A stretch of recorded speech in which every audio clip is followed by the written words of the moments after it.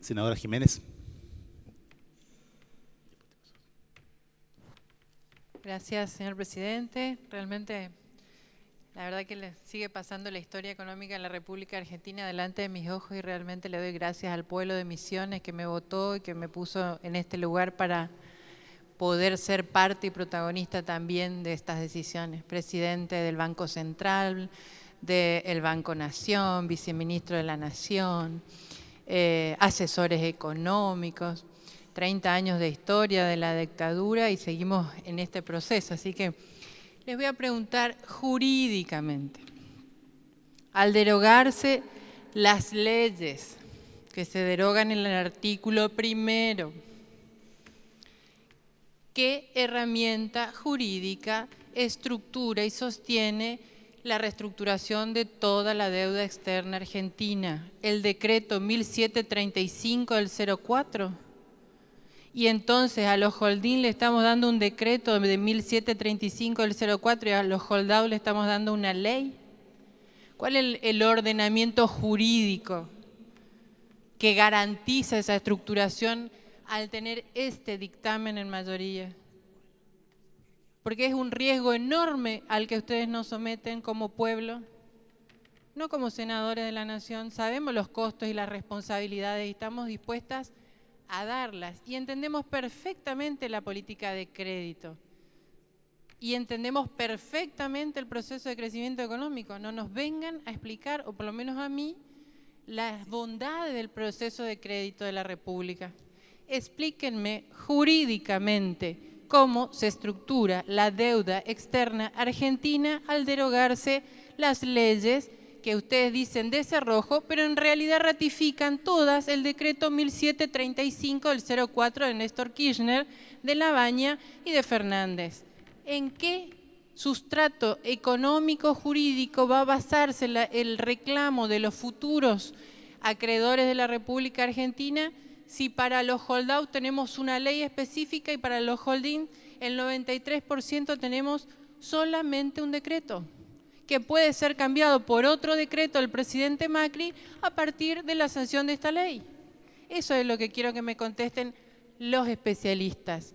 No me hablen de las bondades ni las argumentaciones políticas, eso va para cada uno y son respetables.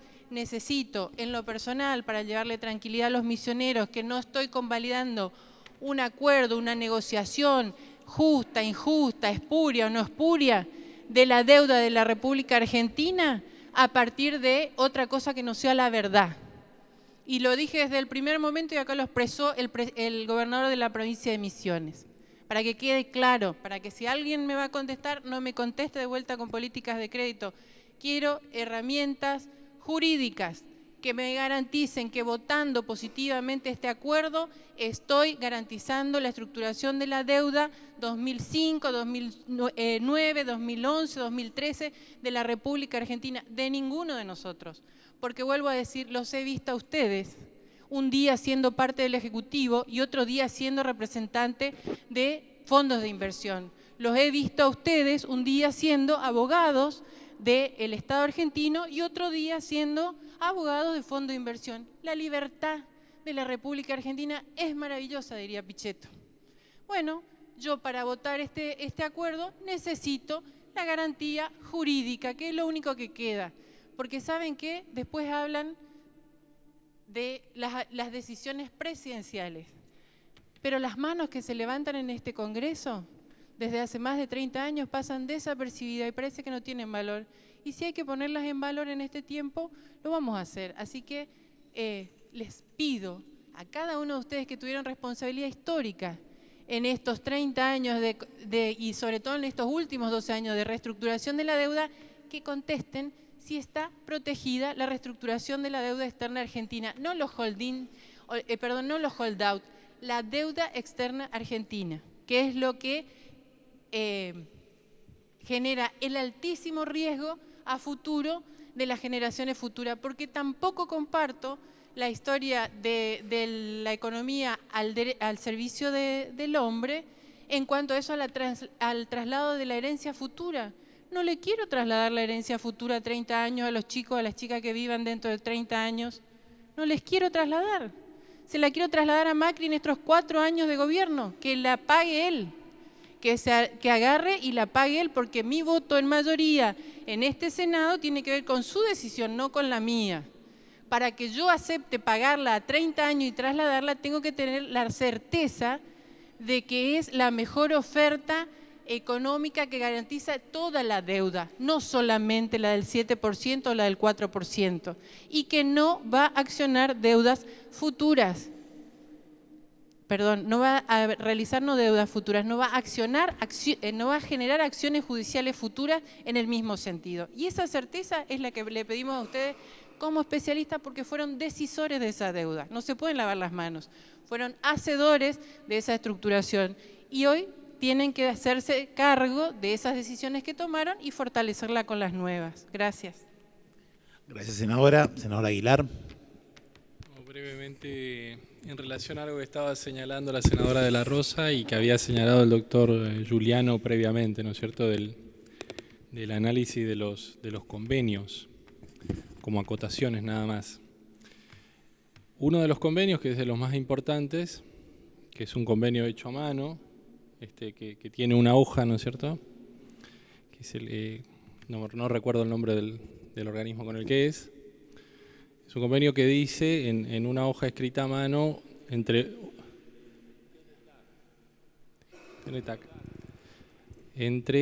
842 y 848 millones de dólares.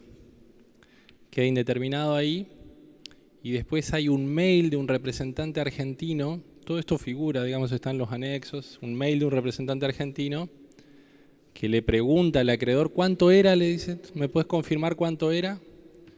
Y el acreedor le responde, no, eran 849. Dice. Y ese es todo el respaldo que hay, digamos.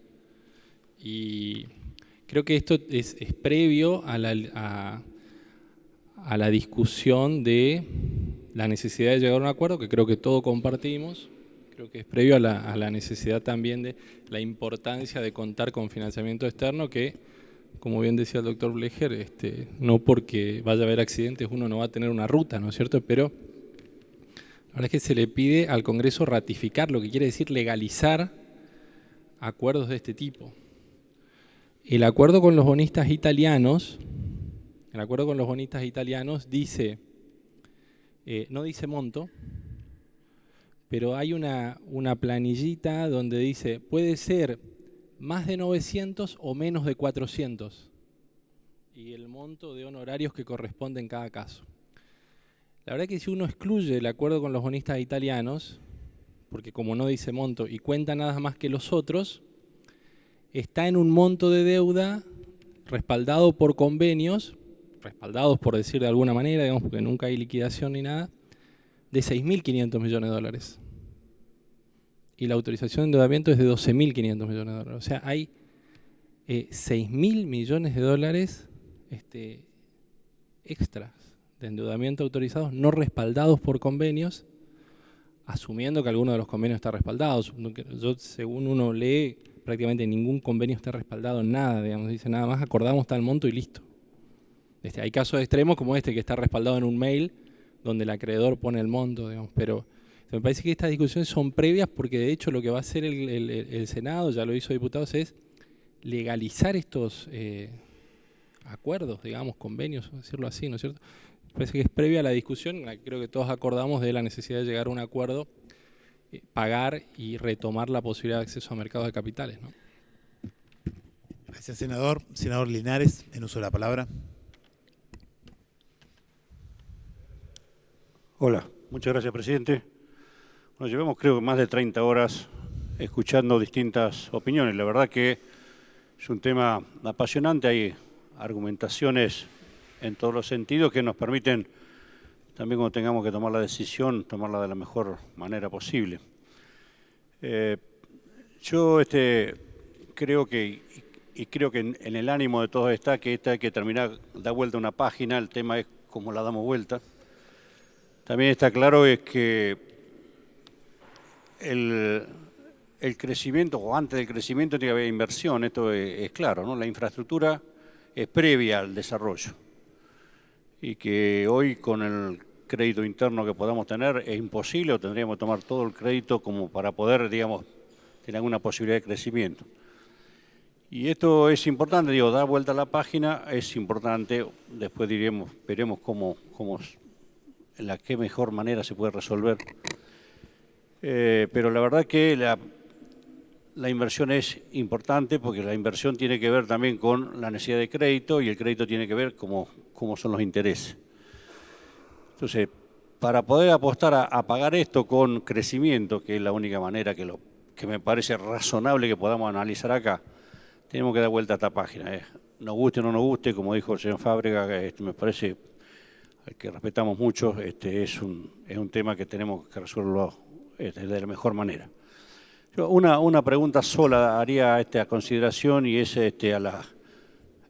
a la pobre licenciada Batakis que le ha tocado lidiar estos últimos tiempos de gestión de Scioli en la provincia de Buenos Aires. Yo cuando fui diputado por primera vez en la provincia de Buenos Aires asumí en diciembre del 2005 y no había habido presupuesto ese año en la provincia de Buenos Aires porque no se habían puesto de acuerdo en las cámaras. Lo que sí recuerdo es que nos llegó el presupuesto del 2005 y el 2006. El 2005, el único presupuesto que yo vi, tuvo un superávit en la provincia de 106 millones de pesos en ese momento. De ahí en más, digamos, crecimiento de la deuda de la provincia de Buenos Aires ha sido exponencial por razones estructurales de la coparticipación y, bueno, por todo lo que conocemos que le ha tocado vivir a la provincia de Buenos Aires. La pregunta es, el nuevo gobierno de la provincia de Buenos Aires tomó deuda hace poquito, a 9,36 me parece. Yo sé que se ha ido poniendo cada vez más complicado para la provincia tomar esta deuda. Digo, si ella recuerda más o menos cuál fue la última que tomó ella, porque es un dato, digamos, que nos marca claramente lo difícil que se está poniendo en algunas provincias poder generar una posibilidad de desarrollo autónomo cuando se pueda resolver el tema de la coparticipación. Muchísimas gracias, senador. Senador Pinedo, en uso de la palabra.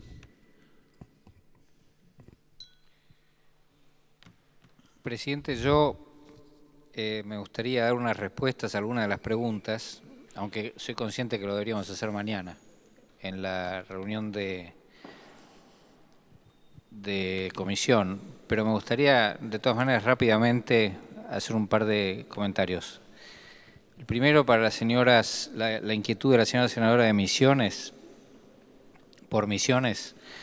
En los dos casos, tanto en el caso de lo que se llama holdings, que son los deudores del canje reestructurado en la gestión del presidente Kirchner, y en el 2010, eso está amparado por una ley nacional, que en ese momento era la Ley de Emergencia Económica, que delegaba en el Poder Ejecutivo la realización de los acuerdos necesarios para la reestructuración de la deuda. En ese momento,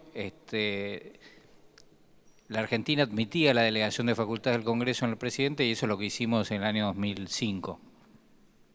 En este caso, la ley que ampararía la situación de los otros acreedores sería esta ley que nosotros estamos votando, entonces quedarían los dos casos contemplados por una ley. El decreto del presidente Kirchner, que llevó adelante la reestructuración, es lo que se llama un decreto delegado que no se puede cambiar por otro decreto, porque el presidente Kirchner estaba actuando en representación del Congreso de la Nación, con facultad de ley, digamos, cumpliendo funciones del Congreso. Bueno, esa es una de las preguntas que se hicieron. Después, la senadora por Formosa estaba preocupada para que este endeudamiento se aplique solamente al pago de estas deudas. Me parece que eso es lo que estaba en el proyecto del presidente del Poder Ejecutivo, que se trató en diputados, que decía que se podía tomar la deuda que sea necesaria para cumplir con los pagos requeridos bajo la presente ley. O sea, era estrictamente eso. Después la oposición pidió que se pusiera un tope. Entonces se puso el tope de 12.500 millones, pero lo que vale es esto de que se endeude lo que sea necesario para cumplir con los pagos requeridos bajo la presente ley, y eso está en el artículo 7º.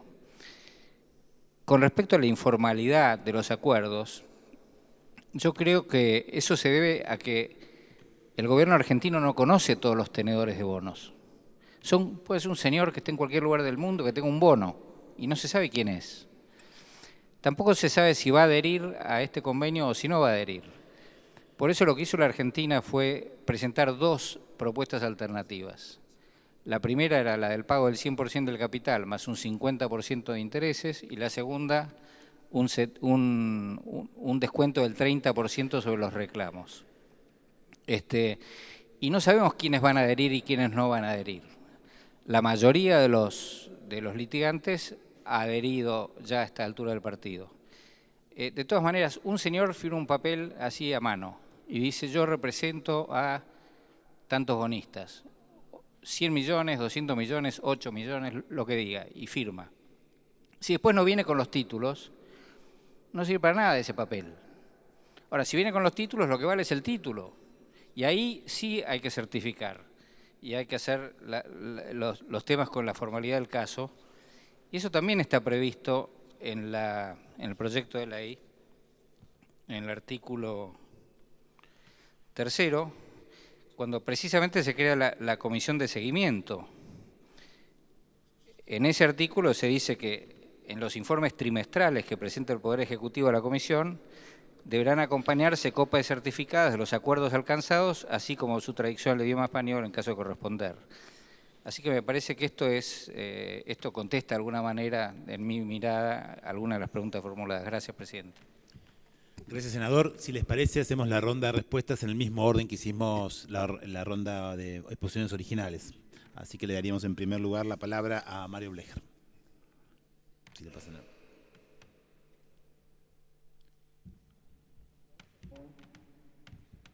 Pero no ha habido preguntas específicas dirigidas hacia mí, eso de forma que no tengo nada que contestar. Porque se sienta que tiene que responder algo. Bueno, en segundo lugar, Silvina Batakis, que sí ha sido mencionada. No, por ahí primero lo del 91%. Argentina tiene pendiente de regularización en valor nominal 6.019 millones de dólares. De esos 6.019 millones de dólares, 5.459 están en litigio. De esos 5.459, en Nueva York todo valor nominal son 3.700, pero los 5.459 que están en litigio, que sí se conocen, son el 91%, 90,67%, ¿no? Eso sí se conoce y está en proceso de judicialización en distintas instancias. Los bonos que están en ese litigio son 150 tipos de bonos, algunos con renta fija, otros con renta variable, y de estos 150 bonos hay 800 juicios, y cada juicio está en etapas distintas. Por eso yo lo que decía es que en realidad es muy difícil determinar cuál es la tasa de interés para comparar cuando se emita un bono para pagar toda esta deuda. Pero nosotros los economistas tenemos el vicio de poner todos en ecuaciones las cosas, y cuando hay una variable indeterminada y muchas determinadas es posible obtener un resultado. En este caso hay muchas indeterminaciones en la ecuación como para poder obtener un resultado. Y en eso es lo que yo hacía mención a que sería bueno, para que ustedes se queden tranquilos con qué es lo que están votando, tener más conocimiento respecto de cada uno de estos bonos en las distintas instancias del juicio, lo cual hace que sea muy complejo para todos y cada uno de nosotros, incluso los que estamos metidos en este tema del sistema financiero, llegar a conocer en detalle qué es lo que efectivamente está debiendo Argentina. Y sí es cierto que de estos acuerdos que figuran y que se dijo acá que también tienen hasta heterogeneidad en el modelo en que se presentaron, algunos a mano, otros con lo que serían los gastos administrativos, pero no el gasto de capital más los intereses, demuestran que efectivamente hubo una celeridad, una rapidez en tratar de resolver estos y llegar a un acuerdo, pero faltan documentación en el medio para poder establecer cuál es la deuda a la que se está sometiendo la votación. Sí me parece que queda claro que la deuda que se pide en este proyecto de ley es para pagar esto, ¿sí? No creo que se pueda utilizar para otra cosa y por eso la comisión de seguimiento, y celebro que haya una comisión de seguimiento para cada uno de los temas. Y en esa comisión de seguimiento, ya que no está a disposición ahora, debería estar a disposición cada uno de los juicios con la instancia y cada uno de los bonos, los cuales están entrando a juicio y en qué etapa de ese juicio están. Pero entiendo claramente cuál es la inquietud de cada uno de los senadores de tener que votar esto cuando hay tantas variables indeterminadas en juego. Respecto de la tasa de interés de la provincia de Buenos Aires, la provincia de Buenos Aires tenía un stock de deuda ya por el año 2007, que era aproximadamente el 12% del Producto Bruto, y cuando nosotros terminamos, ese stock de deuda respecto al Producto Bruto de la provincia, que es una de las variables con las cuales se miden los stocks de deuda, pasó a ser el 8%. Esto no quiere decir que Provincia de Buenos Aires no haya emitido y que, por supuesto, en valor absoluto, esa deuda haya aumentado. Pero hoy se hablaba también de la sustentabilidad fiscal de un plan financiero y tiene que ver con esto, con la capacidad que tienen los que toman esta deuda de poder pagarla. La provincia de Buenos Aires, aún emitiendo deuda, pasó del 12% del Producto Bruto al 8% de su Producto Bruto. La última deuda que emitió provincia de Buenos Aires fue una deuda con canje de deuda y se hizo a una tasa del 9,9%. Los contextos en los cuales se emiten estas deudas son totalmente distintos. En la última emisión de deuda que hace el gobierno de la provincia de Buenos Aires es en un contexto de preacuerdo con los holdouts, y esta característica de preacuerdo con los holdouts, que es lo que ustedes están debatiendo acá, supuestamente bajó la tasa de interés a la que la provincia podía acceder al mercado. Y lo que convalida la provincia de Buenos Aires está demostrando a las claras que no hay una expectativa de reducción de tasa de interés hacia un subsoberano como es la provincia de Buenos Aires, porque si no debería haber sido menos. Lo mismo sucede con la emisión de YPF o de IRSA, que está marcando tasas de interés por arriba del 8%, que es este 8% que mencionó Caputo y que, bueno, le hemos leído también alguna entrevista al presidente, que es el interés en reducir. Y más que nada, yo creo que estas tasas de interés lo que están mostrando es que la resolución del tema de holdouts no es la panacea. Sí creo, y lo dije al principio de la exposición, que nosotros tenemos que cerrar este capítulo, ¿sí? Pero que cerremos este capítulo no va a hacer que la provincia de Buenos Aires o cualquier otra provincia o que el gobierno nacional pueda reducir su tasa sustancialmente en el corto plazo o que pueda emitir abonos más largos de los que viene emitiendo, pasando una deuda a 30 años, como por ahí mencionaba la senadora, que no le gustaría que hubiese una deuda de este tipo. El camino que tiene que hacer Argentina, como decía el doctor Fábrega, es de confianza, y este es un punto más. Por eso creo que sí es un capítulo que Argentina tiene que cerrar, pero no es la panacea, ¿sí? Y además tiene muchas indeterminaciones dentro de la ecuación para que los senadores que van a votar esto, que es el juicio del siglo a nivel internacional, se queden tranquilos. La verdad que yo pediría mucha más información. Gracias, licenciada. Licenciado Alejandro Olmos, ¿algún comentario? Licenciado Martín Redrado. Gracias. A la pregunta del senador Cobos con respecto a si técnicamente se puede reducir el plazo, sí, depende de las cláusulas que ponga el Ministerio de Economía sobre los nuevos títulos a emitir, pero sí hay una cláusula que se llama llamar al bono antes que sea su madurez. Por ejemplo, un bono que se emite a 30 años puede tener una cláusula de que el Gobierno Nacional lo pueda llamar o recomprar en el plazo que se estipule, puede ser 3 años, 5 años, como yo he mostrado en el ejemplo final, cuanto más corto sea la posibilidad de poder terminar con ese bono, porque digamos, hoy por hoy Argentina por un bono a 30 años estaría consagrando una tasa de por lo menos un 9,5%, que a mi juicio es excesivo para que sea una carga financiera sobre el país durante 30 años. Así que la respuesta a su pregunta es sí, se puede. La cláusula dependerá de la cláusula que ponga el Ministerio de Economía. Es bueno que el Congreso pida que los nuevos títulos que se emitan sean llamables a un plazo anterior a su vencimiento. Con respecto a la pregunta del senador Solanas, no se cae el mundo, senador, si no se cumple, digamos, el plazo del 14 de abril es un plazo autoimpuesto. Creo que sí es importante que el Congreso Nacional muestre la voluntad de resolver este tema. Y por supuesto por los temas que hemos expuesto, intereses sobre intereses, los distintos problemas que se han señalado sobre las adendas que están manuscritas, cuántos son los montos, si 842, 848, 849, esta suerte de informalidad que hemos visto en el tratamiento de esa deuda. Yo en su lugar también pediría toda la información para que lo deje tranquilo en términos de y no tener una espada de Damocles, es decir, Argentina el 15 de abril con este acuerdo o no se termina el mundo. Obviamente tenemos una situación compleja que no se resuelve solamente con el tema holdouts. Argentina necesita un programa económico más integral que apueste al crecimiento, que apueste al desarrollo, que apueste a la inversión y no al endeudamiento como eje central de este programa.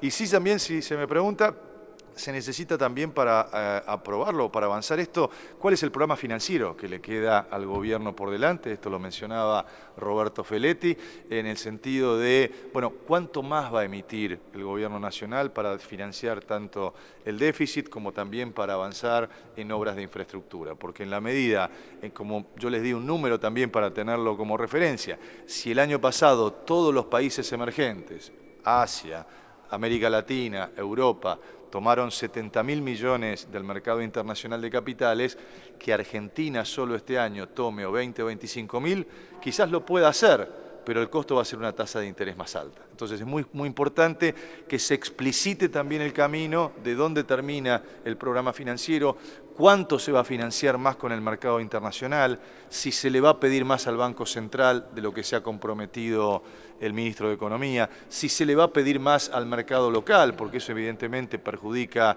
a pequeñas y medianas empresas. Es decir, falta marcar el sendero para que ustedes puedan tener un panorama total de cuánto es esto y cuánto es lo que queda por financiar de la Argentina en el año 2016. Sí, es el presidente que marca. ¿Podemos terminar, que termine la ronda y seguimos? Tenía ahora, si querés hacer un comentario, Juan Carlos Fabrea. Ahí me pedía al senador Cobos que hiciera algún comentario sobre la factibilidad de lo que estuvo trabajándose en el año 2014 en junio. Miren, en el año 2014, a partir de aquella resolución de la Corte Suprema de no tomar el caso, se presentó la situación por la necesidad de tratar de encontrar soluciones. En el medio, por supuesto, que se encontraba la cláusula Rufo, que impedía que el Estado Nacional, la Argentina, la República, llegara a un acercamiento o algún acuerdo directo con los fondos buitre, porque sí eso podía afectar a los tenedores que habían ingresado en el año 2005 y 2010. A partir de esa situación puntual, la única alternativa que existía posible era que un privado o algunos privados tomaran la definición de negociar esa deuda. Y desde el Banco Central, y nadie se puede imaginar que en forma independiente, porque ustedes saben que estas cosas no se manejan de esa forma, se pensó que una alternativa, junto con algunos funcionarios, además se pensó que una alternativa podía ser que privados, bancarios, se pudieran interesar por la compra de aquel pasivo que en aquel momento involucraba solo 1.653 millones de dólares, que con intereses llegaba a 1.740 millones de dólares. Para este caso nosotros tuvimos que ser muy cuidadosos porque el tiempo era muy corto y tomamos la definición de que invitáramos solamente a ADEVA, siendo que en la Argentina hay 4 cámaras de asociaciones de banco: ABA, ADEVA, ABAPRA y ABE. ABE es una cámara de bancos muy chiquititos, ADEVA es la cámara que contiene a la banca privada nacional, ABA es la cámara que contiene a los bancos extranjeros privados y ABAPRA es la cámara que contiene a los bancos públicos nacionales. En virtud de la cláusula Rufo, claramente hubo que sacar a ABAPRA, que contenía bancos públicos.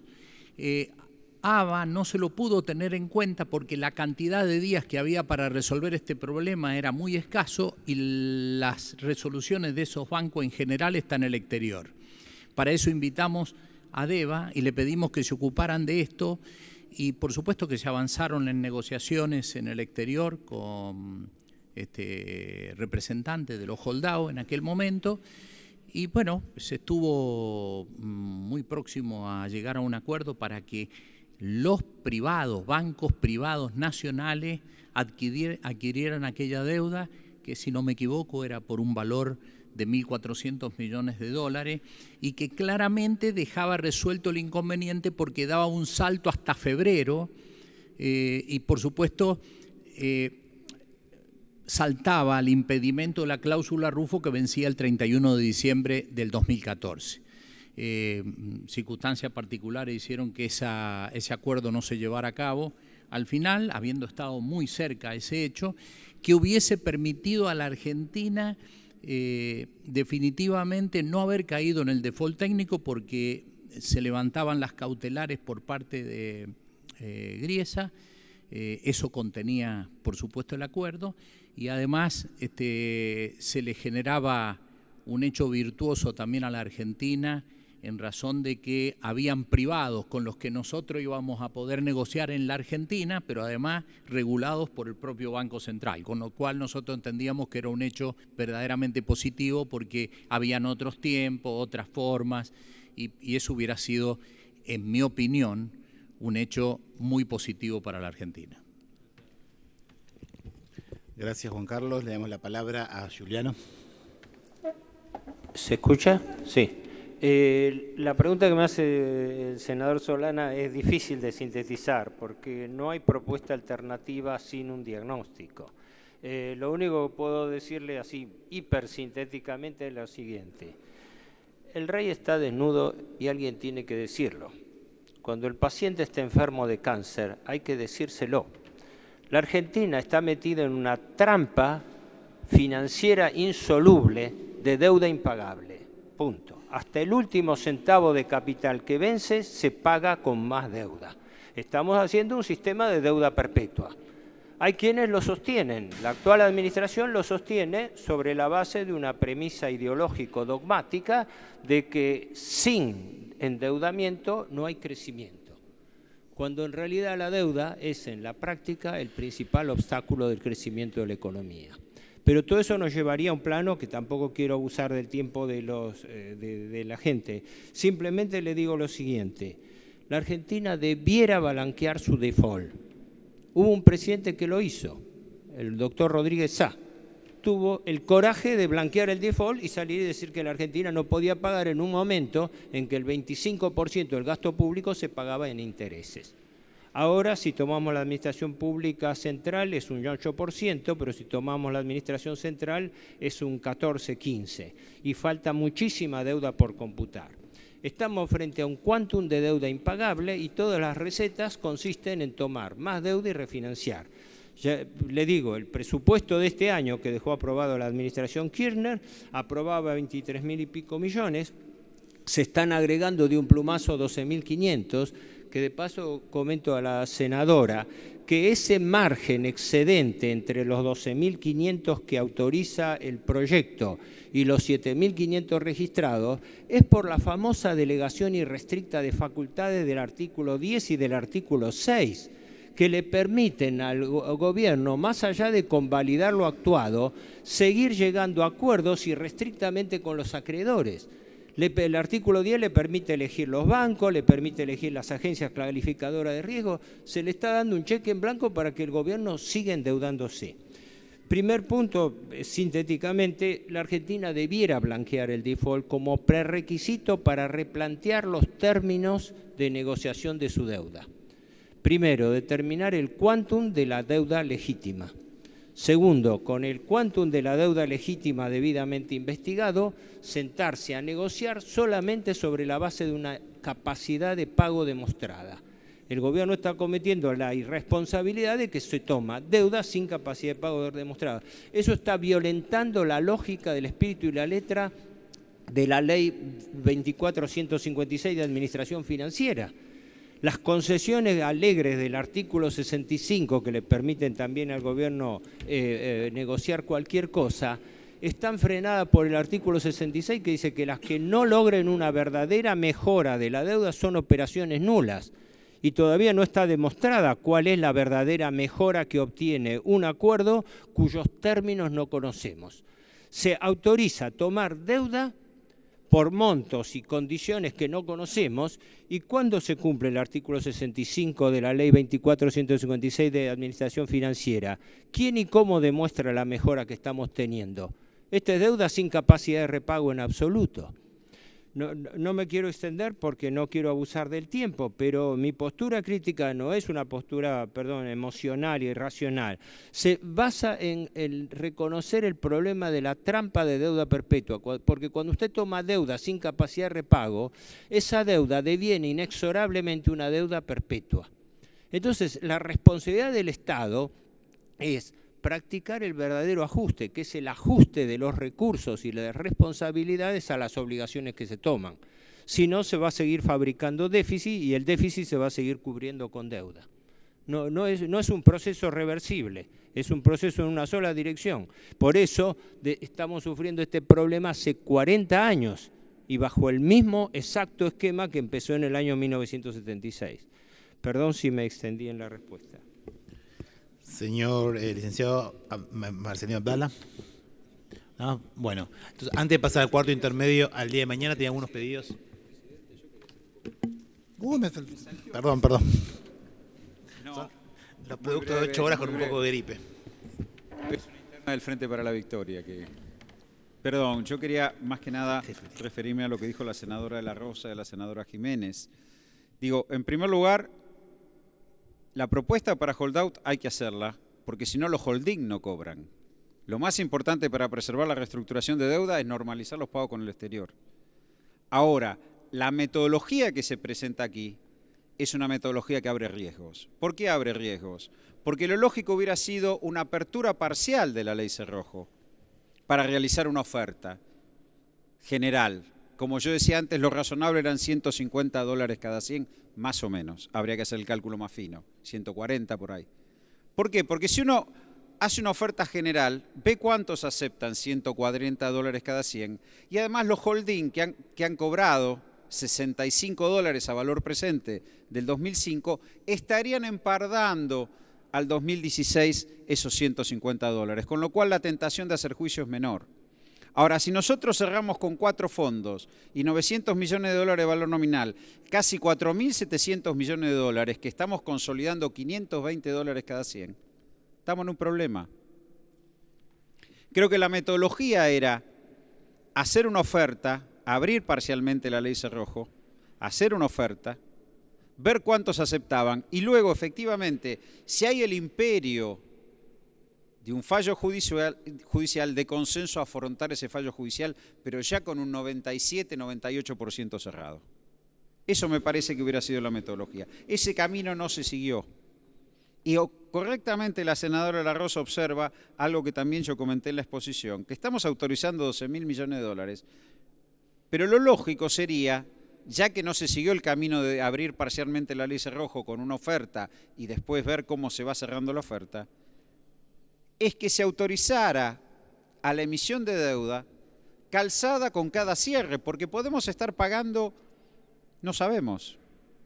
Por eso hay ese gap de $5.000 millones abiertos. Yo creo que una corrección del proyecto de ley debiera ser que el secretario de Finanzas vaya emitiendo deuda contra cada cierre informado, porque entonces sí podríamos tener claramente cuántos problemas estamos acotando. Acá se da un monto global y no sabemos lo que estamos pagando, excepto el caso de los 4 fondos más duros, que cierra $4.700 millones, por el resto de los holdout, que pueden alcanzar los $12.500 millones para cerrar ¿cuánto? El total del 7,4%, el 6%, no lo sabemos. Está abierto ese juego y ese es un riesgo, y ahí hay mucho riesgo. Hay riesgo por 2 lados. Uno, que la brecha entre lo que se paga a los fondos más duros y los holding habilite esa discusión. Y otra al interior de los holdout. Esas son las 2 litigiosidades. Además del programa financiero que yo insisto, hay que emitir 12.000 millones de dólares y que no ingrese nada a la Argentina, ¿no? Es un riesgo. Gracias, presidente. Muchas gracias y disculpas a mi amigo y compañero Roberto. Tenía un comentario.